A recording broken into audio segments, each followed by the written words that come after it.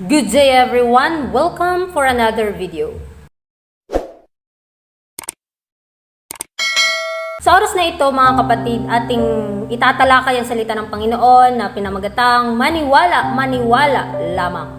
Dito mga kapatid, mapatutunghayan natin na kung basta-basta lang tayo naniniwala sa mga nagsasabi, ay hindi po talaga tayo makakamit ng tagumpay. Bakit? Kasi nga gusto ng Panginoon na siyasatin natin ng maigi ang banal na kasulatan ng kanyang katotohanan.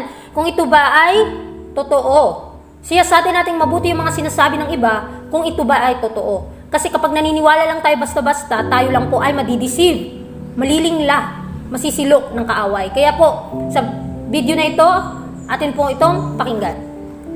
Sa Faith and Works, page 89, mula sa mga pulpito ngayon ay binigkas ang mga salita. Maniwala ka, manampalataya ka lamang. Manampalataya ka kay Kristo, wala kang kinalaman sa lumang batas. Magtiwala ka lamang kay Kristo. Gaano ito kaiba sa mga salita ng apostol na nagpahayag na ang pananampalatayang walang gawa ay patay. Sabi niya, datapwat maging tagatupad kayo ng salita at huwag tagapakinig lamang na dinadaya ninyo ang inyong sarili. Very clear po na sinasabi dito sa banal na kasulatan mga kapatid sa Santiago 1:22 na kapag tayo naniniwala na walang paggawa ay patay sa paningin ng Panginoon. Kaya nga sa ating sarili mga kapatid, wag po tayong basta-bastang naniniwala lamang. Marami ngayon nagsasabi, so many preaching the gospel about faith. Faith only. Kaya mga kapatid, siyasatin nating mabuti na yung gusto ng Panginoon na kapag naniniwala ka sa Panginoon, nanampalataya ka sa Kanya ng buong buo, inaalay mo sa Kanya, may gagawin ka na gawain para sa kaluwalhatian ng pangalan niya. Kaya nga sinasabi sa atin na sa ating sarili, dinadaya lamang natin kapag nanampalataya tayo, naniniwala, ngunit walang paggawa. Paano natin mapapatunayan na ito'y totoo kung hindi natin gagawin? Kaya mga kapatid, ang pananampalataya at paggawa, dito natin mapapakita kung ito ba ay totoo. Dahil ang Panginoon ay tapat sa mga taong nanampalataya at gumagawa sa pamamagitan ng pag-ibig at sila po'y padadalisayin ng mga salita ng Panginoon. Dapat nating taglayin ang pananampalatayang iyon na gumagana sa pamamagitan ng pag-ibig at nagpapadalisay sa kaluluwa. Marami ang naghahangad na palitan ng isang mababaw na pananampalataya para sa katwiran ng buhay at pag-isipan ito upang makamit ang kaligtasan. So marami ngayong mga kapatid na nalalaman ang katotohanan, sinampalatayanan ito ngunit hindi ipinapakita sa gawa. Magiging walang silbi po ang katotohanan kapag hindi natin ito isa sa buhay. Lalo na kapag kahit sinampalatayanan natin ito at hindi man natin ito ginawa, magiging walang silbi, magiging sinungaling po tayo at ang katotohanan ay wala sa atin. Tandaan po natin mga kapatid, isang mababaw lamang na pananampalataya kapag ang katwiran at buhay ng Panginoon ay hindi natin ma-adapt sa ating buhay. Kailangan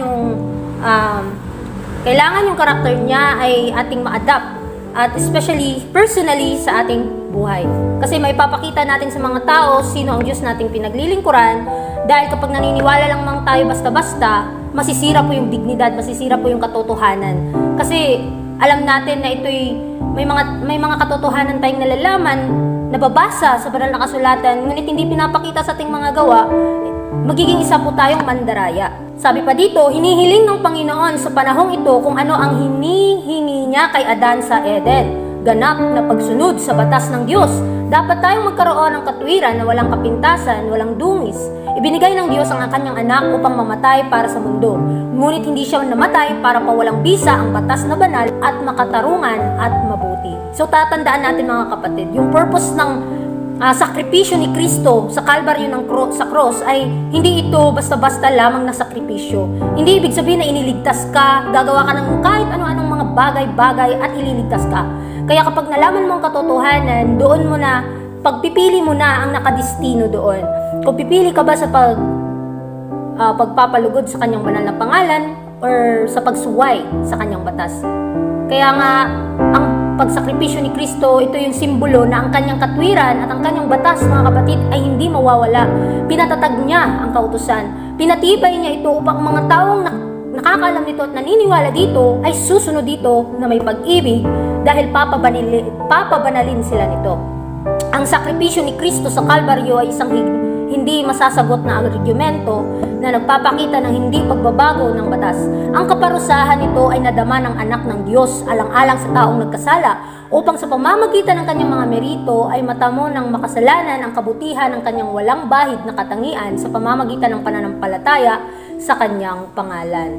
So mga kapatid, tandaan natin kapag nanampalataya tayo sa Panginoon, susunod tayo sa Kanya dahil dito pinapakita na kung tayo ay nagmamahal sa Panginoon, willing tayong ialay sa Kanya ang lahat. Dahil nga, binigyan niya nga tayo ng lahat. Ibinigay na ng Diyos sa atin ang lahat, kahit ang kaisa-isa niyang anak, upang magawa natin ang mga bagay na nagbibigay kaluguran sa Kanyang harapan. Ngunit, nakakalungkot isipin dahil may mga taong nakakaalam ng katotohanan at itong katotohanan, niwawalang silbi nila.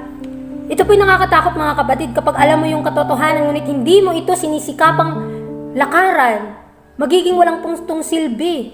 At ang mga taong imbis maililigtas mo sa pamamagitan ng inyong paggawa at pananampalataya sa Panginoon, ay hindi mo na sila makaabot dahil mismo sa ating sarili na tayo nakakaalam nito, hindi man natin ito kayang lakaran. Kaya mga kapatid, ini-encourage tayo ng Panginoon, tinatawagan niya tayo na lahat ng kanyang manggagawa ay kinakailangan na sumunod sa kanya at ipangaral ang ebanghelyo ng kaligtasan sa mga taong hindi pa nakakaalam nito, lalo na nandito tayo sa mundo ng puno ng kadiliman dahil sa kasalanan. Ang makasalanan ay binigyan ng pangalawang pagkakataon na sundin ang batas ng Diyos sa lakas ng kanyang banal na manunubos. Ang cross ng Kalbaryo magpakailanman ay kinokondena ang ideya na inilagay ni Satanas sa harap ng mundong Kristiyano na ang kamatayan ni Kristo ay inalis hindi lamang ang tipikal na sistema ng mga sakripisyo at mga seremonya, kundi ang hindi nagbabagong batas ng Diyos, ang pundasyon ng kanyang trono, ang kopya ng kanyang karakter. Sa lahat ng paraan na posible ay hinangad ni Satanas na gawing walang epekto ang sakripisyo ng anak ng Diyos upang gawing walang kabuluhan ang kanyang pagbabayad sala at mabigo ang kanyang misyon. Inangkin niya na ang kamatayan ni Kristo ay ginawa ang pagsunod sa batas na hindi kailangan na pinahintulutan ang makasalanan na sumang-ayon sa isang banal na Diyos nang hindi pinababayaan ang kanyang kasalanan. Ipinahayag niya na ang pamantayan ng lumang tipan ay ibinaba sa ebanghelyo at ang mga tao ay maaaring lumapit kay Kristo hindi para maligtas sa kanilang mga kasalanan kundi sa kanilang mga kasalanan. Ngunit nang makita ni Juan si Jesus, sinabi niya ang kanyang misyon. Sinabi niya, masdan ang kordero ng Diyos na nag-aalis ng kasalanan ng sanglibutan. Para sa bawat kaluluwang nagsisisi, ang mensahe ay, halika kayo ngayon at tayo ay mga tuwirang sama-sama, sabi ng Panginoon. Bagaman ang inyong mga kasalanan ay maging parang pula, sila ay magiging mapuputi na parang niebe. Bagaman sila ay mapupula na parang matingkad na pula, sila ay magiging parang balahibo ng tupa. Sa video na ito mga kapatid, ating nalalaman ng patungkol sa batas ng Panginoon na kung saan tinatatag ito, hindi lamang tayo dapat maniwala lamang kundi kailangan tumupad din tayo. Dahil ang sakripisyo ni Kristo ibinigay sa mga tao upang mapatunayan at maging isa siyang halimbawa na ano yung binubuhay ni Kristo dito sa lupa ay possible na ating magagaya at possible na ating gagawin. Kaya nga, may mga tao talaga na gusto lang nilang mapatawad ang kanilang kasalanan at ayaw nilang umalis doon sa pagkakasalang iyon. Ngunit hindi ito yung gusto ng Panginoon, na kung alam natin ang katotohanan, kailangan natin itong pagsisisihan, magbabalik loob sa Kanya, at higit sa lahat, lilinisin niya tayo, gagawin niya tayong banal sa Kanyang harapan, dahil nga sa ating sarili ay hindi po natin ito magagawa. Bagkus ang Panginoon po, handa siyang linisin tayo, handa siyang pabanalin tayo sa Kanyang mga salita, kung tayo ay handa din sa ating mga puso na buksan ito at papasukin siya, na siya ang may takda, siya ang may akda at tagtapos ng ating pananampalataya. Dahil nga sa lahat ng mga pagsubok na ating dinaraanan, dito po tayo pinapatibay ng Panginoon na para sa bawat kaluluwang nagsisisi, ang mensaheng ito, sinabi ng Panginoon, halika kayo ngayon at tayo mga tuwirang sama-sama. Bagaman ang inyong mga kasalanan ay magiging kahit mapula ito, sila ay magiging mapuputi. Napakaganda po ng pangako ng Panginoon mga kapatid, na kahit tayo napakadumi sa Kanyang harapan, dahil sa Kanyang sakripisyo, kapag tinanggap natin si Kristo na may pananampalataya at pagsunod, na may pag-ibig, bibigyan niya tayo ng pribileyo at pagkakataon na maging isang kamanggagawa niya, at higit sa lahat maging